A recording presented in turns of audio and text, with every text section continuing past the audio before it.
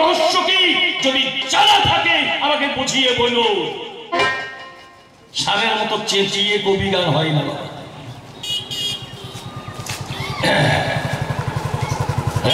কে কার শ্বশুর, কে কার মামা? আমার শ্বশুরও নাই, মামাও নাই। তা তোমার শ্বশুর নাই, মামা নাই, তার শ্বশুর বাড়ি বিয়ে করতে গিয়েছিল কেন? যাই না এখন? হ্যাঁ বলছেন, তখন কিছু বললেন না কেন? বলছিল যাই হোক, ওইসব সমালোচনা করে আর দরকার নাই। যা বলেছে বলেছে, আপনাদের হলেই তো হবে। আমার জন্য তো জিজ্ঞাসা নয়, জিজ্ঞাসা আপনাদের জন্য। এবার আমার উপরে গোটা কথা বোঝা চাপিয়ে দিয়ে ওনার পালার পরিসমাপ্তি ঘটিয়ে দিয়েছে। তুমি সীতাকে বিয়ে করতে গেলে কেন হরধনু ভেঙে, নাকি বলতো জিজ্ঞেস করছে আমার। যাই হোক, আমি যতটুকু পারি আপনাদের সামনে একটু তুলে ধরার চেষ্টা করছি। লেকচারে অধিক কথা ভালো লাগে না, তাই একটা ছোট্টবেলা গল্প বলি। না বলবো না?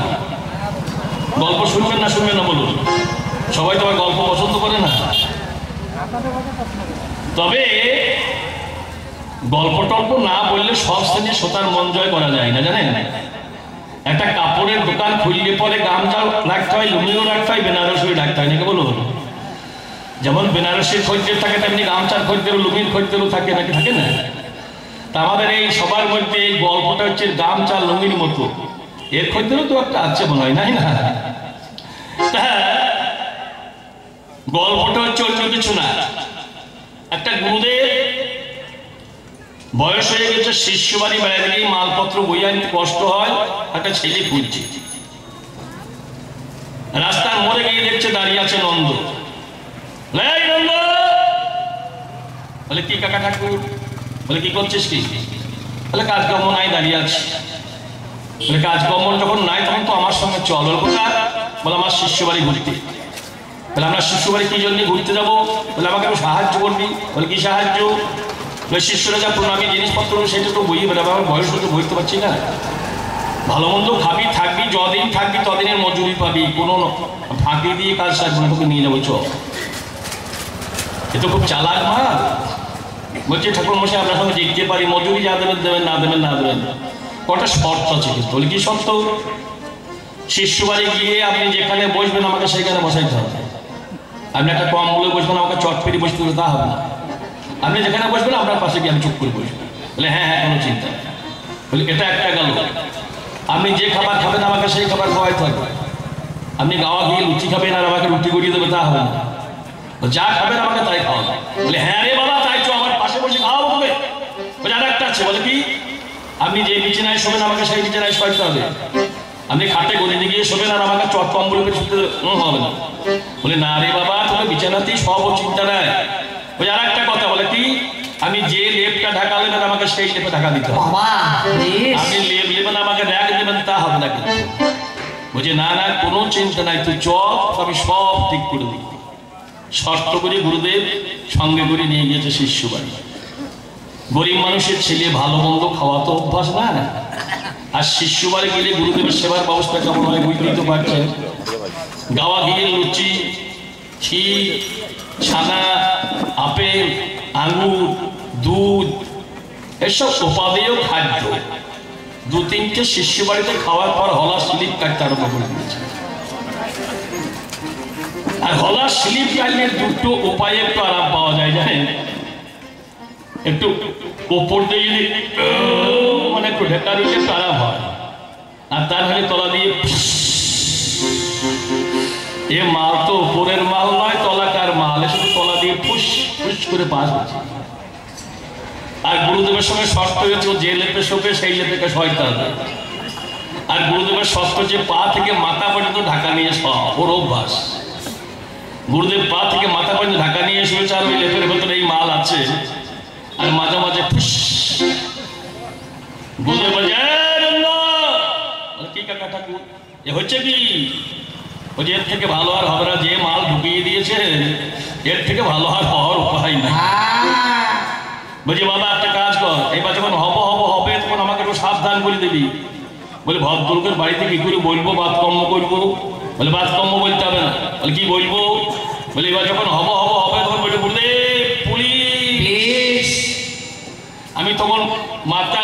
বুকে টিপে ধরে পায়ের তলাটা ফাঁক করে মালটাকে বাঁধি। এইবার যখন হব বলছে গুরুদেব পুলিশ, কতক্ষণ মাথার লেপটা বুকে টিপে ধরছে, পায়ের তলা ফাঁক করছে, বেরিয়ে চলে যাচ্ছে। আবার 5 মিনিট পর বলছে গুরুদেব পুলিশ, আবার বাইর করে দিচ্ছে। আবার 5 মিনিট পর বলছে গুরুদেব, গুরুদেব রেগে একবার আগুন হয়ে গিয়ে তোর যদি মিনিটে মিনিটে পুলিশ আসে তা আমি ঘুমাবো কখন রে হারামে জাদা। গুরুদেবের ছাঁকানি খেয়ে একটু ভয় হয়ে গিয়েছে, তাও তো বটে। তাহলে তো এত তাড়াতাড়ি পুলিশ আসতে দিলে আর হবে না। এবার পুলিশ আসবো করছে, আর টিপি টিপে আমরা ঘুষ দিয়ে দিয়ে আটকাইছে, আগে টিপি টিপে ধরছে, আসবো করছে আর টিপি টিপে ধরছে। এই মিনিট 15 করে ধরে রাখার পর আর সামলাইতে পারে না। এইবার যখন ছেড়িয়ে দিয়েছে একবার মাল শুদ্ধ বেরিয়ে বলছে গুরুদেব, বলে কি রে, বলে দারোগা, বলে হারাম জাদা পুলিশ তো ঘুষ মুষ দিয়ে সামলানো যায়, এ দারোগা আমি সামলাবো পুলিশ হিসাবে মিলাইতে পারছি না। তাই আমি ছড়ার পালা ক্ষান্ত করি, পাঁচালির ভাবটি ধরি।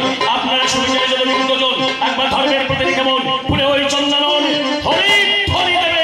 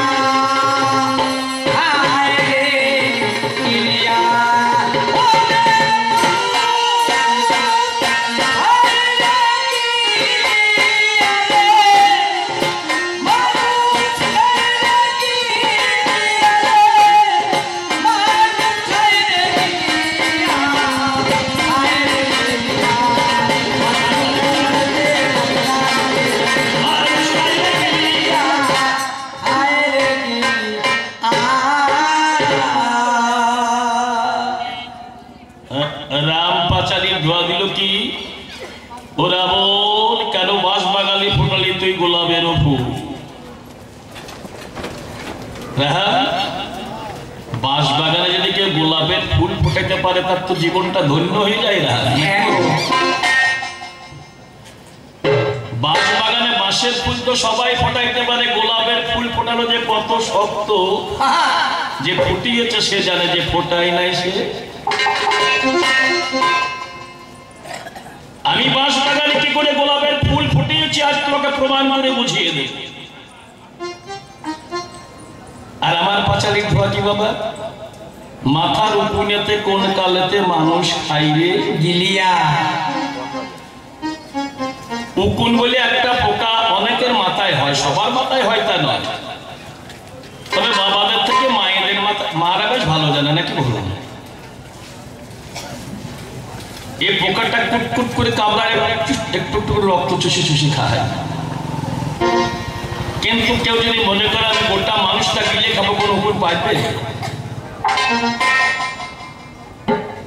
রাম তো রাবণের কাছে একটা মাথার উকুনের মতো, রাবণকে গিলে খেতে পারবে না। পাগলা, উকুন মারা কল কিন্তু বাজারে কিনতে পাবেন না বাবা। পাখি মারা কল কিনতে পাবেন, পশু মারা কল কিনতে পাবেন, হরিণ মারা কল কিনতে পাবেন, এগুলো পাবেন। ইঁদুর মারা কল কিনতে পাবেন, কিন্তু কোনো বাজারে দোকানে কিছু আপনার উকুন মারা কল দেন তো কেউ দিতে পারবে না, মানে নাই তো দোকানে। তাই বলি উকুন মারা কলই নাই, উকুন মারা কল আছে দোকানে নাই। কোথায় আছে? সবার নিজের নিজের কাছেই কলটা আছে। আপনারা জানেন না, কিন্তু মায়েরা জানে। উকুন মারা কল কোনটা বাবা? এই বুড়ো আঙুলের নখ,